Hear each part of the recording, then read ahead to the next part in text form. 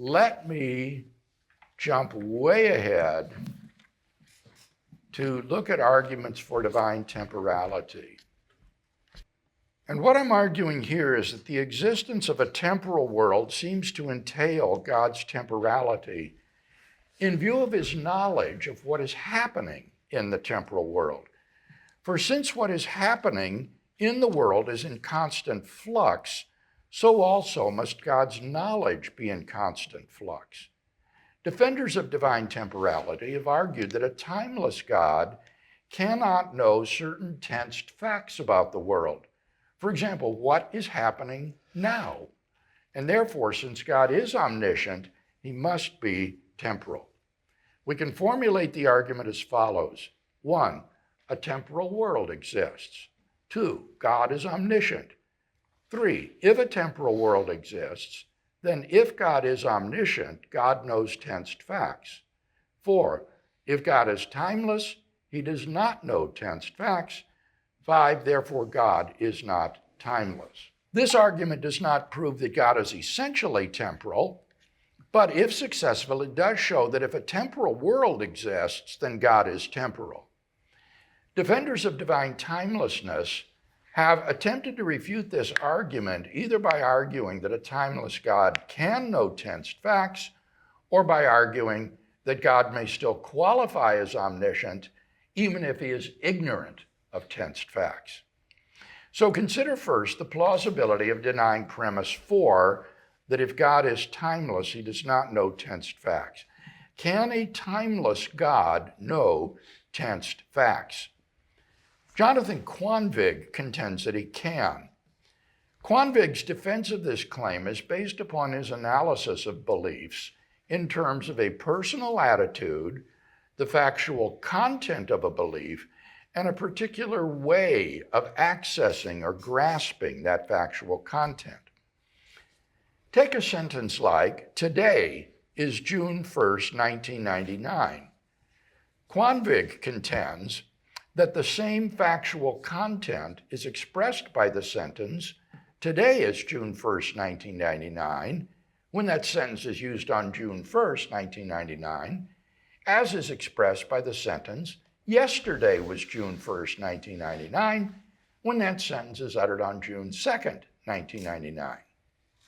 In his view, temporal and lexical words express the individual essence of the moment they refer to. In this example, the words today and yesterday, by expressing the essence of the moment referred to, pick out the same time. A person will grasp this factual content directly only if he grasps it at the very time referred to, in which case he will form a present tense belief. And a person will grasp this same content indirectly if he does so not at that time, in which case a temporal person will form beliefs involving other tenses.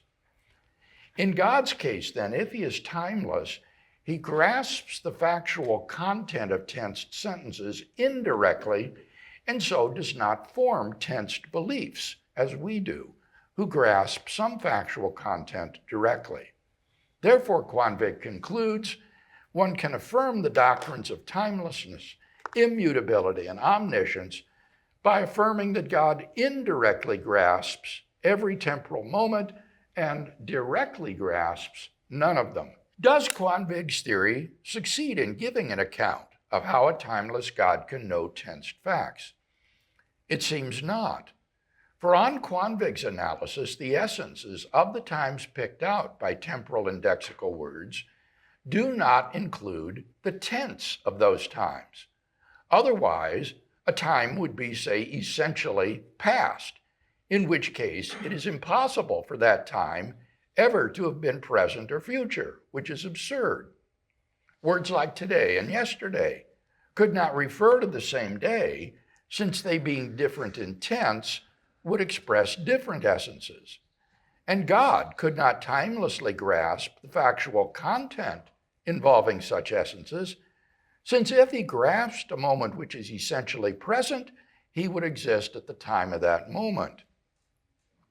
Thus, it is evident that the factual content expressed by tensed sentences is, on Quanvig's analysis, tenseless.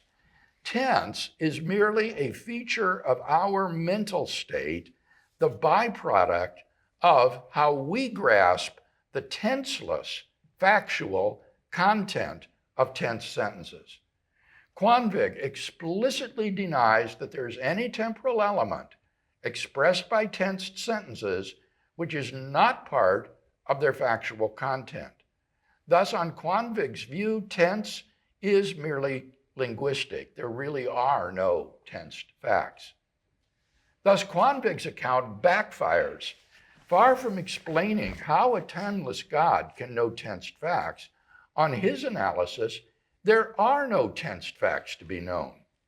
The factual content expressed by the sentence Quanvig now teaches at Texas A&M is something like Quanvig teaches tenselessly at Texas A&M at time t. God, grasping this factual content indirectly, has no idea where Quanvig is now teaching or whether he has even been born or is long dead and buried. Well, I give then an analysis of Edward Wieringa's attempt to defend the same thing, that God can know tense facts even though he is timeless, and argue that it fails. And therefore, premise 4 of the argument, I think, is secure. The defender of divine timelessness seems to have no recourse then but to deny premise 3. He must deny that omniscience entails a knowledge of tensed facts. He can do this either by revising the traditional definition of omniscience or else by maintaining that tense, while an objective feature of time, does not strictly belong to the factual content expressed by tensed sentences. Let's examine each strategy in turn. The general problem with the strategy of revising the traditional definition of omniscience is that any adequate definition of a concept must be in line with our intuitive understanding of that concept. We're not free simply to cook the definition arbitrarily just to solve some problem under discussion. According to the traditional definition, a person is omniscient if and only if, for every fact, he knows that fact and does not believe it's contradictory. On such a definition, if there are tensed facts, an omniscient person must know them. What plausible alternative definition of omniscience might the defender of divine timelessness offer? And here I look at Wieringa and Lefthau's and argue that neither one of them are able to give an intuitive, plausible account of omniscience that would not include tensed facts. As for the second strategy, holding that tense does not strictly belong to the factual content of a sentence, I suggest that that would simply force us to revise premise 3 to premise 3 prime. If a temporal world exists, then if God is maximally excellent cognitively, then God has knowledge de presenti, that is to say, of the present moment, and with appropriate revisions, the argument goes through as before. And therefore, it seems to me, so long as one thinks that tense is an objective feature of the world, divine omniscience requires God to know these tensed facts, and then, therefore, from the premises, it follows that God is temporal. Let's go to 6.4, eternity and the nature of time. On the basis of our foregoing discussion, we've seen comparatively weak grounds for affirming divine timelessness, but two powerful arguments in favor of divine temporality. It would seem then that we should conclude that God is temporal. But such a conclusion would be premature, for there does remain one way of escape still open for defenders of divine timelessness. The argument based on God's real relation to the world assumed the objective reality of temporal becoming. And the argument based on God's knowledge of the temporal world assumed the objective reality of tensed facts. If one denies the objective reality of temporal becoming and tensed facts, then the arguments are undercut. For in that case, nothing to which God is related ever comes into being or passes out of being. And all facts known by God are tenseless, so that God undergoes neither extrinsic nor intrinsic change. He can be the immutable, omniscient, sustainer, and knower of all things, and hence exist timelessly. In short, the defender of divine timelessness can escape the arguments of this section by embracing a tenseless theory of time. According to such a theory of time, all things and events in time are equally existent. Events in time are related by the tenseless relations earlier than, simultaneous with, and later than. But the distinction between past, present, and future is not an objective distinction, being merely a subjective feature of consciousness. If there were no minds, there would be no past, present, or future. There would just be the four-dimensional space-time universe existing en bloc, as you see in figure 4. A person looking at figure 4 stands in the place of God, who transcends space and time. Of course, you have to imagine yourself as unchanging. The space-time universe is intrinsically temporal in that it has an internal dimension which, in virtue of its ordering relations, earlier and later than, is time. But the space-time universe is extrinsically timeless in that it is not embedded in some higher dimension, a hyperspace-time, but coexists timelessly with God. Given such a static view of time, it's easy to see why God never experiences extrinsic change in relation to temporal events. For there is no temporal becoming. Nothing in the space-time block ever comes into being or goes out of being, nor does the space-time block as a whole come into being or pass away. It simply exists timelessly along with God. God is the creator of the universe in the sense that the whole block and everything in it depends upon God for its existence. God, by a single timeless act, makes it exist. By the same act, he causes all events to happen and things to exist at their tenseless temporal locations. Thus, God never acquires or loses any of his relations. God does not come into the relation creator of with the Big Bang at t equals 0 and cease to stand in this relation at a later time, Tn.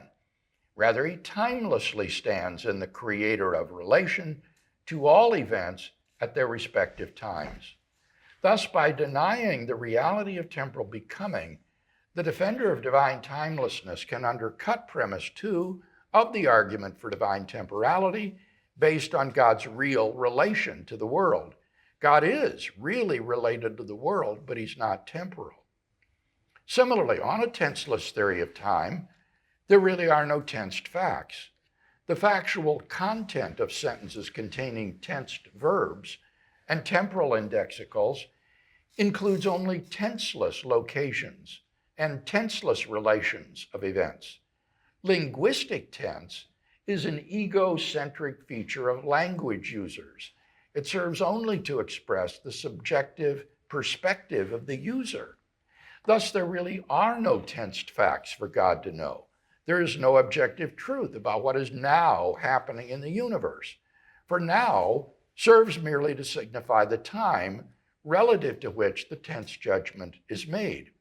Every person at every time in the space-time universe regards his time as now and others as past or future. But in objective reality, there is no now. In the world, everything just exists tenselessly. God in knowing the tenseless times at which events occur and the tenseless temporal relations among them, knows all the objective facts there are. Thus, premise 3 of the argument for divine temporality, based on God's knowledge of the temporal world, is undercut. In knowing all tenseless facts, God is truly and timelessly omniscient. The defender of divine timelessness, therefore, has a way out. He can adopt a tenseless theory of time and deny the reality of tensed facts and temporal becoming. It is noteworthy, however, that very few defenders of divine timelessness have taken this route. About the only ones are Paul Helm and now more recently, Catherine Rogers. An adjudication of the doctrine of divine timelessness is therefore made feasible by, and probably necessitates, an adjudication between a tensed and a tenseless theory of time. Few philosophical theologians have been willing seriously to undertake this task. But if our discussion of the nature of divine eternity is not to end inconclusively, philosophical theologians have no option but to explore this question. Is a tenseless theory of time a credible and acceptable option? In raising this question, one enters into the very heart of the philosophy of time and space. This is difficult and mysterious territory, but we have no choice.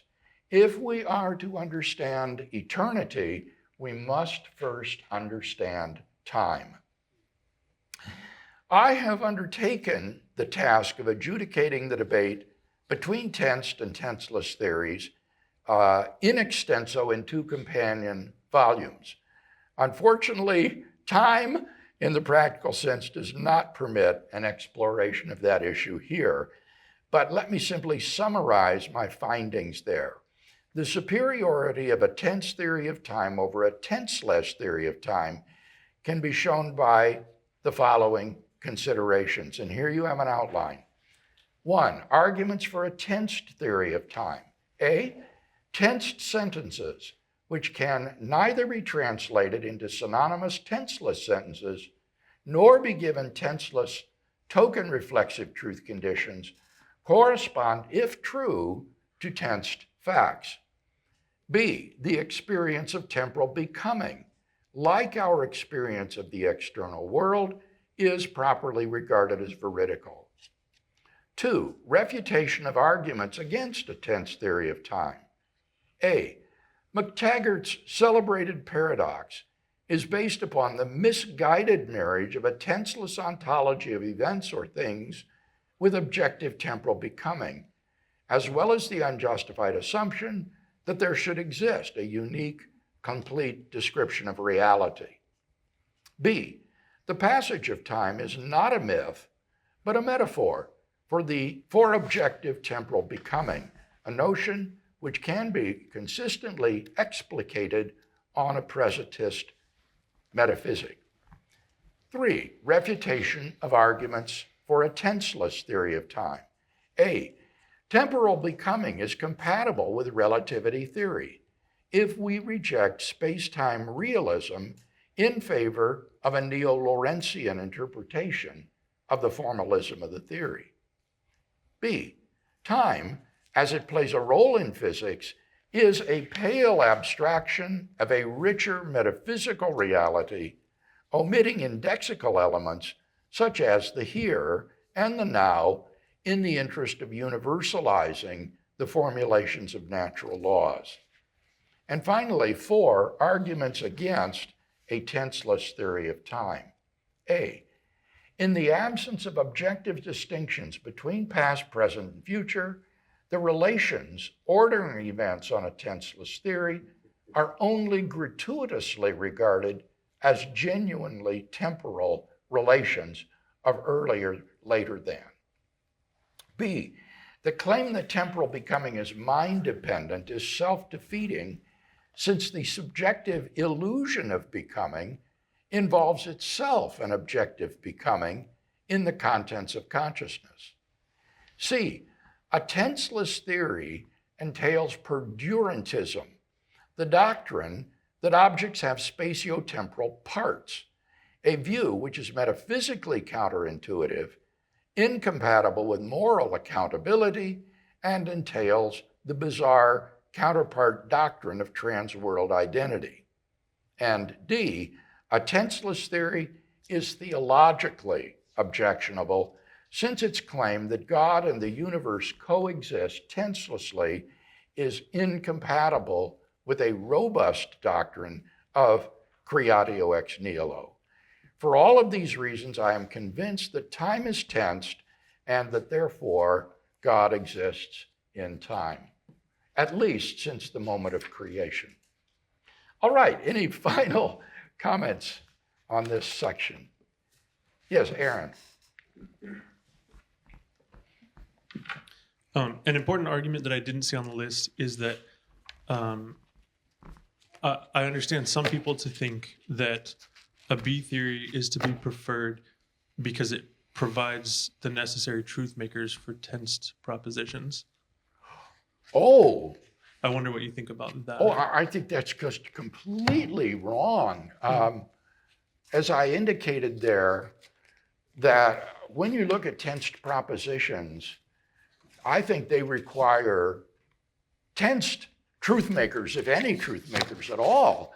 You are not going to be able to get the tense truth of sentences from just tenseless truth makers. At best, those would provide you with tenseless sentences. But how could that provide you with the truth maker for a sentence like Columbus is now discovering America? I guess I'm thinking about claims about something that happened in the past on an A theory wouldn't have a truth maker because that past wouldn't exist to ground the truth of the statement. So it's a sort of grounding objection to an A theory in time. Yeah, that's right. Now, the problem is that's going to run into the problem that I just mentioned, though. You know, how are you going to say that these past tense propositions are true in virtue of tenseless truth conditions, but the present tense versions are true at different times and future tense versions at different times? It seems to me that you're not going to be able to do the whole thing. And I would simply say either that you don't need to have truth makers for past tense propositions, they don't need truth makers, or else that their truth makers are just tensed facts. That was my colleague Quentin Smith's view, that what made it true, that what made the proposition Columbus discovered America true is the tensed fact that Columbus discovered America. We've got a question online from Fred. If God lacks libertarian freedom, including alternative possibilities, would that not also undermine creatio ex nihilo? Well, he could create necessarily. It would mean his creation is not free, and I think that would be very problematic. But the idea of creation out of nothing as such wouldn't be incompatible with a God who lacked libertarian freedom. We got another question online from Christian Meister. On Alan Paget's view, prior to creation, is there an absence of duration altogether, or just a duration which is unmeasurable? I think on Paget's view, there is a kind of measureless duration. He calls it relative timelessness. It is a pure duration in which longer and shorter intervals cannot be distinguished from each other. So there would be no moment 1 hour before creation, or another moment 1,000 years before creation. Paget would just say the time that is before creation doesn't have any kind of a metric in it that would enable you to compare the intervals in it.